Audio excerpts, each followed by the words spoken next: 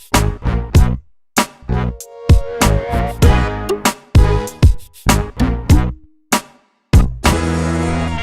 everybody, it's me Doc here. Welcome to this edition of Nonstop Tech. And I'm Jerome. How's it, Jerome? Doing well, doing well. Okay, cool. All right, first we gotta tell you we were missing an episode because we had a little file management issue where a file accidentally got corrupted. However, I ran File Salvage on it, and it ran for Not like savage. 3 days. Oh, salvage. Sorry, I always say file salvage. File salvage ran for like 3 days. It's put the file back together, so I have the video. I can now go back ahead. Very amazed at this program and how well it was able to recover the data. But I do have the missing link episode, which was our Macworld coverage, which I will put together and get it back out soon. I think it would have been faster, but I was running it on an old Mac Mini because I needed something that could just chug on it and leave, my regular computer alone. It needs your workhorse, right? Yeah, it needs the workhorse, so it totally worked. So we do have the missing episode. I will just release it as the missing link episode. Anyway, what are we talking about today, Jerome? Today, gadgets. Lots of gadgets and a couple of apps. I like gadgets. Gadgets are cool. Do you? Yeah, sure. What's first up? What you got? First, I am going to bring over this cool watch. So this is from Tokyo Flash. They make it's pretty much crowdsourced watches. So someone turns in a design, and if the company likes it, they'll actually take it and manufacture it. The reason I like this one, this is the, I believe it was the, how do you spell it anyway? It's K-I-S-A-I. Let me pronounce that properly. Keysight? Keysight. Keysight? This is the Keysight 7. So the reason I like this, it looks like a watch straight out of Tron. So when you actually activate this watch, I've actually set the pulse every 5 minutes right now. But when you activate it, it actually turns on the lights on here, and it looks kind of like what Tron would wear. The way to read this watch, there's darker areas inside here, and those actually correspond with what a regular analog watch would look like. So it's kind of a nice little fusion of the future and the past. That's very, very cool. I kind of like that. It's I wonder if you can get this cool trench coat and wear it with that. Matrix-like. It looks extremely stellar. I just look at my iPhone when I need to know what time it is. No, that's old-fashioned.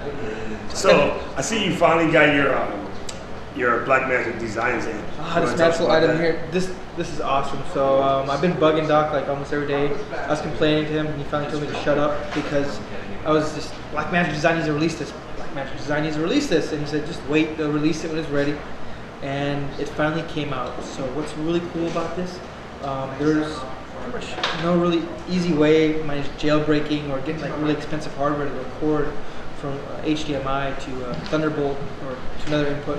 So this one actually hooks up via Thunderbolt, and it gets the power from that too. So you need to have a more recent Mac, and you can actually put in, there's inputs for HDMI, and then there's also this cool breakout cable which allows you to do analog input. So this allows you to record, and it works like a throughput. You want to explain what the throughput is, Don? So yeah, you take, say we take the camera here, we're taking the HDMI feed out of the camera, we'll feed it into the input. We'll take the output and we'll feed it to there's a 46-inch Sony over there. Then we can set it up and use it as a monitor or for a way for someone else to sort of preview what we're shooting. So that sort of passes it through, but at the same time the computer can still record it. What that was going to be really handy for is if you're doing some analog input, you may want to be able to, I believe it can convert it. You want to be able to see what it's going to look like on a TV or something like that. So you would use your component or your composite inputs with the audio, feed it in, you get a chance to see what that looks like. So this is about, MSRP is $299, but I found it for $284, $285, $289, around there, the usual kind of suspects. It just came out, so yeah, it just came out, so if you really want this, you better hurry up and jump on it, because I bet you there was such a huge demand for this, it's going to be pretty backlogged rather soon. The only thing you need to remember is you are going to have to go to the Apple Store. They're the only ones that sell the Firewire cable because of the chip that's in, Thunderbolt cable. Because of the chip that's in there, and there's some licensing things going on with Apple and Intel, so you have to buy from the Apple Store, and this was $50. 49, yeah, 49, the usual $49.99, right, that penny. That is $50. $49.99 is $50. If you're a Windows user, you have something similar. It just hooks up via USB 3.0 right now. So you also have that option too. And in the future, when you get Ivy Bridge, I'm not even going into detail on this. You pretty much Windows users will be able to use this also via Thunderbolt. The thing that's really cool about this device is it allows you to go and do some recording and stuff portably. But the other thing we mostly use it for is to take the HDMI out of the iPad and the iPhone and feed it into a computer to record it for doing screencasts. Like I recently did a review on Clear and also on DayOne app. And both of those apps, I used basically what is this box minus the box. It's actually the PCI card that's inside my Mac Pro. It's totally identical. Everything looks the same minus the Thunderbolt port. So I've had that card for about 1.5 years now, and it does great. So I know for a fact that this is just going to be killer. And how easy was the setup? I plugged it in. You do have to install a driver. I know you usually have to install drivers on the Mac, but this one you have to. And once you do that, it actually ties into QuickTime or Final Cut 10. It just works. It's a really cool thing. All right, let me have my little toy over there. Which one is that? Yes. All right, so this is one of the gadgets that I scored at Macworld. I bought this from the same guys who make the glyph at Studio Neat. This is known as the Cosmonaut. And what the Cosmonaut is a beautiful rubberized stylus. It's relatively hefty, and it has a nice soft grip and feel. It's really nice on the hands, really easy to use. I originally bought this so that my 2-year-old niece can practice tracing her letters with the Elmo program, but after I mess with it, I kind of like it, so I'm gonna have to buy her another one. This is super cool, it's really soft. And you guys might remember Studio Neat as the guys who brought you the glyph, which was a Kickstarter project that kind of really was one of the first major projects that just blew up on Kickstarter. There was a couple major home runs in the beginning. So check these guys out. It's the Cosmonaut. It's about 20 bucks. StudioNeat.com, or you can go to theglyph.com and find them backwards that way. But this thing is super, super epic. And gotta say what's up again to Mr. Provost and the team for making yet another cool product from Studio Neat. I love that thing. That thing's pretty cool. It's heavy. I imagine, like, I remember my little sister with the big crayons. That's what it reminds me of. It reminds me of the Husky pencils in kindergarten. Oh, dude, you're right. Oh, wait. Say it correctly. Wait, what? How do you say it correctly? Kindergarten. Kindergarten. Oh, gosh. Kindergarten. German, right? So, my next gadget, it's kind of a more expensive one because this, I think, comes in at about $849 on sale right now. It's a Nikon 1. So, the mirrorless cameras are starting to kind of blow up. You see Sony has their cameras, Olympus. I don't think Canon has anything yet, do they? What I call? Not yet. Okay. There means that they're probably going to do something totally different. Yeah, something that's really cool. But the reason I kind of picked this up is because it's small and portable, and you can still exchange your lenses on this. The other thing that's really cool, this one actually shoots about 60 frames a second if you want to. It's like a machine gun if you need to. So if you have to catch like quick moving scenes, you can do it with this. Compared to like the Sony, let's say the NEX5N, which I also own, and Doc's go-to camera. Yes. It has a viewfinder built in, which is kind of nice. So it's a nice OLED viewfinder, and I think the screen is better on here than the Sony if you're using the actual big LCD screen on the back. But you can't move it, which kind of sucks. Because I know for some people, being able to like hold your camera high up and then adjust the screen is really nice. I know it is for you, so that could be kind of a negative mark against it. Because I'm short. And also the sensor on here, a little smaller. So the Sony is actually much better in kind of low light conditions than the Nikon is. But the cool thing, you can get GPS for it, put a GPS adapter on it, have a little proprietary horseshoe attachment or a flash, and there's a couple other things you can actually attach there. And they have about, I think, four different lenses, and that's also an adapter that lets you hook up other like larger lenses that you see in regular. I believe that lens is called FX Optics because they also make that same kind of lens for the Sony cameras, and it's really cool because I think you're looking at like 80, 90 bucks for this adapter, but it allows the Sony cameras to then use Canon or Nikon lenses, or also some of the higher-end Alpha and Minolta lenses. And I think the FX Optics, I believe, is the right company. You're looking at like 80 bucks, totally works, and it's kind of super cool. The other thing I like about this, compared to the Sony, I think the build quality is a little hefty on this. It just, I don't know, the chassis, the body of it just feels a lot more sturdy than what the Sony was. Mine, like the bottom door was a little loose already, and it's just, I was kind of disappointed in that. This one, it's been doing pretty well. I've been taking it with me to work every day, just taking photos for the heck of it, just to kind of get used to it. One other cool thing, the lens here actually for the zoom, it actually locks in, so to make it even smaller, there's a little button here on the side. When you press that, it actually unlocks the lens for the zoom and everything. And once you're ready, once you're done for storage or you're packing it up, it pulls the lens in, so it's a little smaller than the regular lenses. But, that's cool. I'm pretty happy with this camera. I'm going to take a lot more shots, and I should have a review up pretty soon of this. No, the company in question is called Photodiox. Photodiox. They're the guys that make the lens adapter that allows it to, connect the Nikon and Sony and smaller cameras to larger lenses. Really cool company. I'll put the link in the show notes so that you guys can find it. And some of the adapters are as low as $39. Hey, kind of cool deal. Not really a gadget, but more or less a piece of technology. I had the opportunity to work with a local rapid prototyper, and he brought us some cool stuff that comes from a 3D printer. Now, he had to go away on a conference, but when he comes back, we're going to hopefully get you guys a walkthrough tour. But what this is a model of a tessellated cube downloaded from a website called Thingiverse. Now, Thingiverse is an open source platform that allows people to put in some of their creative objects that you can then download and modify. So for instance, we have, maybe not download, one of the cubes, it actually has little greenhouse logos in it that we use to kind of show off the place here where we are filming in our co-working space that we work out of. And again, it's really cool. What it uses is an ABS plastic filament that's melted and slowly dripped into place to build out the objects. Another cool thing he made for me is this cool little green hornet. I always say hornet, green lantern ring. I just killed my nerd credit like 2 times. Anyway, the green lantern ring is pretty cool because it's super small, but it drips it down, high resolution, and it really creates a very nice prototype. So what's cool about this is if you have an idea of something you want to make, something you want to bring to market, something you may want to get in, what's that thing? Kickstarter.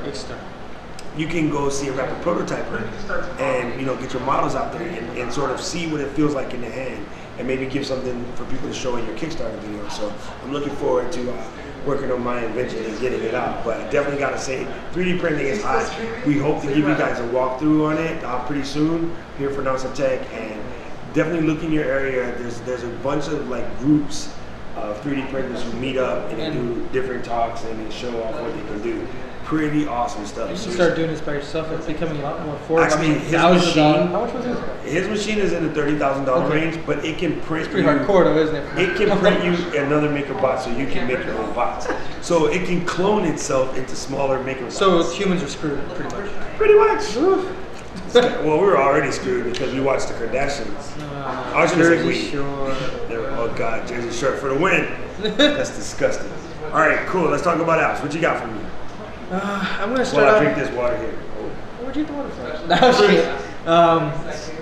This is pretty cool. Adobe actually released this. This actually might give you a hint. Adobe released this weekend on accident and then quickly pulled it off the store, the App Store. Android users, certain phones, and actually tablets, I should say, already have had this, but iOS users not have it. So Photoshop Touch, and it's $10, and it allows you to import photos, use like a blank canvas, 600 by 1600 max, and you can actually do everything from adjusting photos to manipulating photos. So I jumped in a little bit with this, and the tutorials. One of the tutorials is, for example, you have layers, which is pretty cool. You can actually take in, let's say, a tattoo and put it on this girl's arm and then blend it in, so it looks like it was originally part of her arm.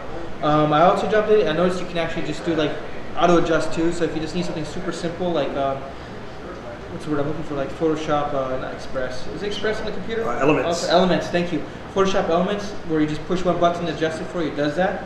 One really cool thing, you can actually, if you only want to adjust a certain area or add a special effect to an area, you can actually select it with a lasso tool or the marquee, and then you can actually just adjust that one area. So I actually took a little square of the lady's face and a little square and made it look like it was a pencil drawing, which is pretty cool. You have actually options to adjust inside there. For $10, I think it's pretty cool. It's if you just need to do a quick touch up. Let's say you're on the go, you have to touch up this photo to show to a client, or you just have to cut a certain section up and then kind of email it out to one of your clients. This is for $10, you can't go wrong. It's very cool. And you can send it out to Carousel or Reveal to do slideshows and stuff. So I did some research. I thought it was Carousel, and I think I might have mentioned this before. It's Reveal. No, it's not Reveal. It's the Creative Cloud is what the name is called now. It's Adobe's Creative Cloud. So most of their stuff's moving to the cloud, so I guess that's where they kind of unified that theme. Cool. You might have, for my app, you might have just heard a bleep, and that's because as we're recording this, it's currently 10 o'clock at night, and my reminder from DayOne Journal says, hey, it's time to write in your journal. That's what the reminder does. Yes, that's what the reminder does. It reminds you to go in and write in your journal. So I covered a whole separate video for this. I'll provide the link in it so you guys can go and watch that. But basically, in a nutshell, DayOne is the simplest, easy journaling, text logging, and sort of writing journal. It's a beautiful interface. Interface is absolutely gorgeous. Amazing. It's $199 on the iPad. It's $9.99 for the Mac. It uses iCloud and Dropbox syncs to keep everything together. But what's really easy is you just go in and you tab real quick and you can type things out. Now, if you're in writing practice, any type of writing practice, blogger, maybe you're writing a book, maybe you're working on a speech. You mentioned blogging, right? Markdown. Yeah, it does. It does totally have Markdown process. support, so you can actually use it for writing decent blog posts. And we always talk about cool things to write with. What's really neat about this is it stores it all in one place, and it shows you on the calendar like how well you're going. Now, if you want to become a pro writer, they're going to tell you need to write 3 pages a day or 750 words. In the past, we talked about 750words.com. So this will give you a chance in your iPad to basically do your own journaling. You don't have to worry about the link. You just sort of want to sit down and just write it out. Now it's cool, you don't have to do it all at one time, which has sort of been the bear in the past is wanting to sit down and write for 20 minutes to get your 3 pages. You can kind of write a paragraph here, a paragraph there, but just throughout the day, you should let your creative juices flow. And it's a great journal, totally password protected, so that, you know, if I close this and I go to open it back up, you have to enter your password to get back in. You can set the time that it takes for that to happen. Again, super epic app, and it's from Bloom. I'm just gonna call it Bloom Inc., but I know it's like Bloom Blitz or something like that. But anyway, it's a really funny name. Super cool app. It's gorgeous. Every time I look at this app, I say this is what all iPad and Mac integrated apps should look like. It's absolutely gorgeous. They get a shout out also for making universal. Yes. The application. I like it when the app is universal. Makes it much easier. To me, it does make it much easier. But I think what happens is when you make apps that aren't universal, there's a specific reason why you do it. Because maybe you're attacking one hardware versus the other. But I just love it when apps are universal. I hate having to buy 2 separate apps. And it's probably the same price, but I hate having to buy 2 separate apps. It actually ties into my next application. So this app originally came out on the iPhone and iPod Touch. Amazing. I use it as my primary Twitter client as soon as I purchased it. I believe it was $2.99 or $1.99 at the time. It's called Tweetbot. It is out on the iPad now. I believe it came out a week and a half ago from what I recall. And I mean, I used to use Tweetings, and this has replaced Tweetings as my primary Twitter app. I deleted Tweetings off my off my dock. Oh. It's right. I have Tweetbot sitting right there in my dock next to Journal One. And I have Cast. way too many folders and crap on mine. I need to clean this thing out. But I mean, this is just the interface itself, just how smooth the actual application works. It's a good Twitter app. It's better than Twitter's free app, which in my opinion sucks now. They changed it. The interface changed. I believe the iPad's still the same, but the one on the iPhone was just horrendous. It was a piece of junk, in my opinion. Sorry, Twitter. Well, Tapbots always makes good apps. Their CalcBot is super good. PasteBot is super good. ConvertBot was awesome too. ConvertBot was good. So they've been always pretty good. I wish they would hurry up and knock out PasteBot for the iPad.